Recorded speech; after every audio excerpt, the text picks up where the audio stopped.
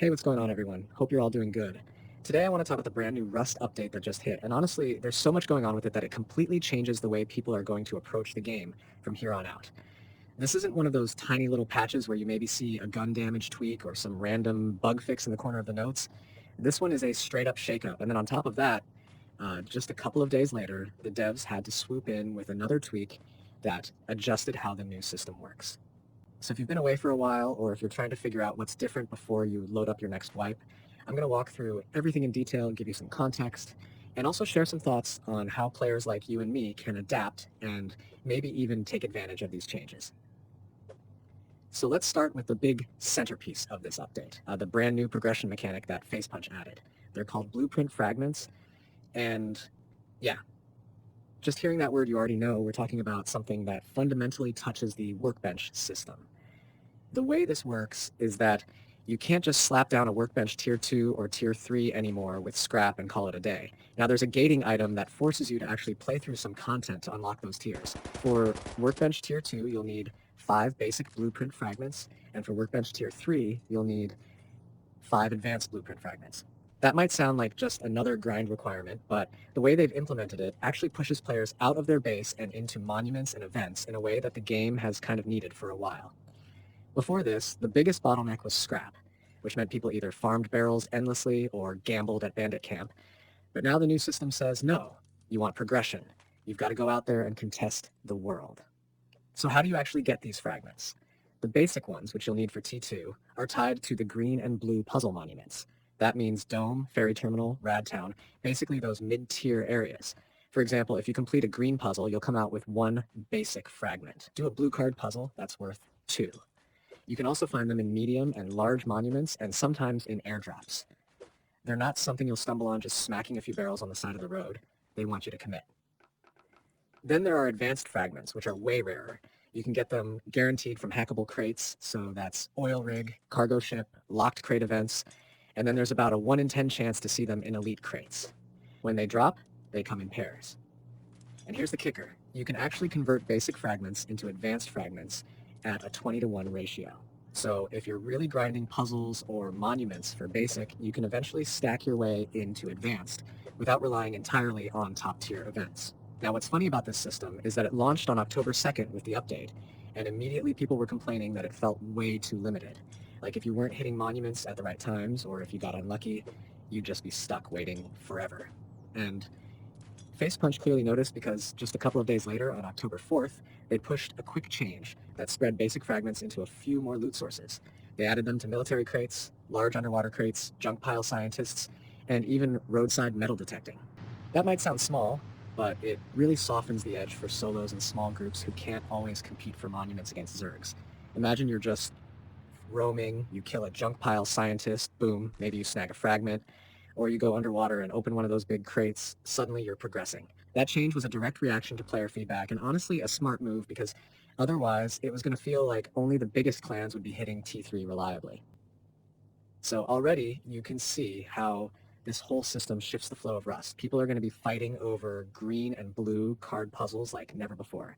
Places like Dome and Radtown that used to be kind of casual loot spots are suddenly high priority because every wipe, every solo, every group is going to need those fragments. That's going to create hot zones where you're way more likely to run into other players, and those scraps of PvP are exactly what makes Rust fun in the first place. The monuments themselves got shuffled around too in this patch, which ties right back into fragments. The developers added green card puzzles to a few places that didn't have them before, like Dome and Ferry Terminal. So now those locations are more meaningful.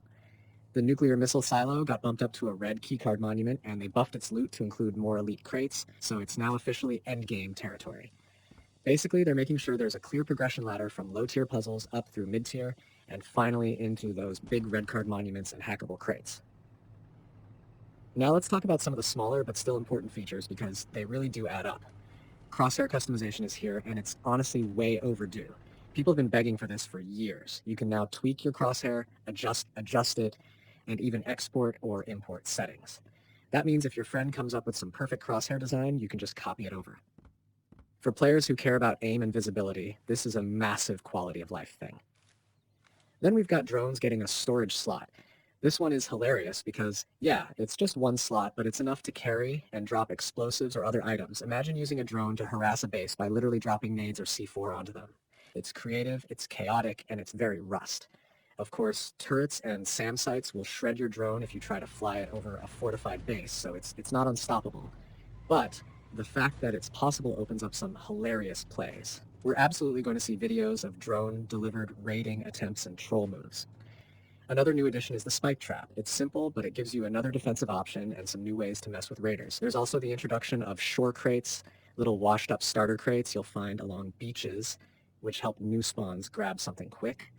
Missions also got buffed, so you actually feel rewarded for doing them, which is good because they were always kind of lackluster.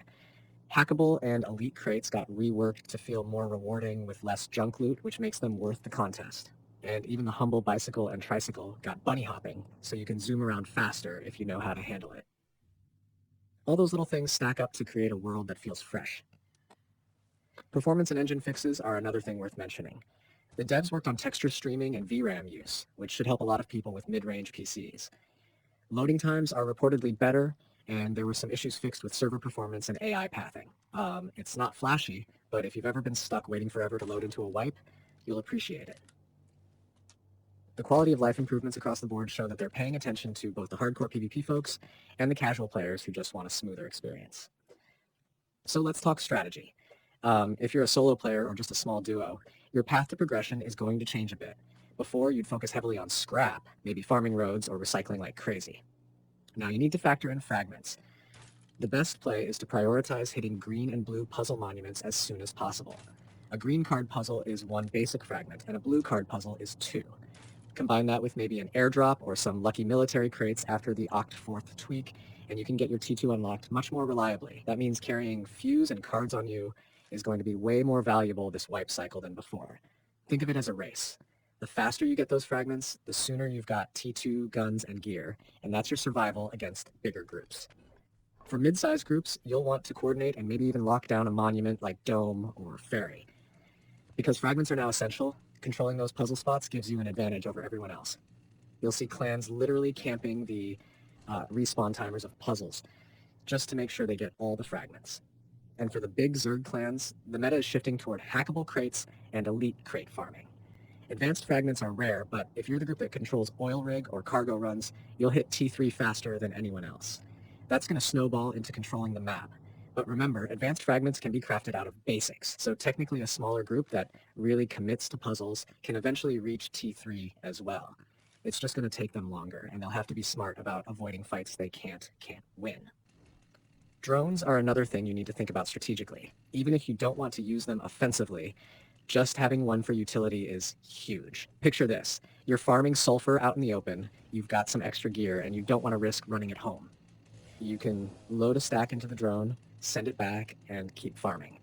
It's like having a backup mule. On the offensive side, yeah, you could try dropping explosives over a wall, but I think the real game-changing part is just being able to use drones more flexibly. They're now a tool that solos and small groups can actually get creative with. And as always, Rust players are going to find insane ways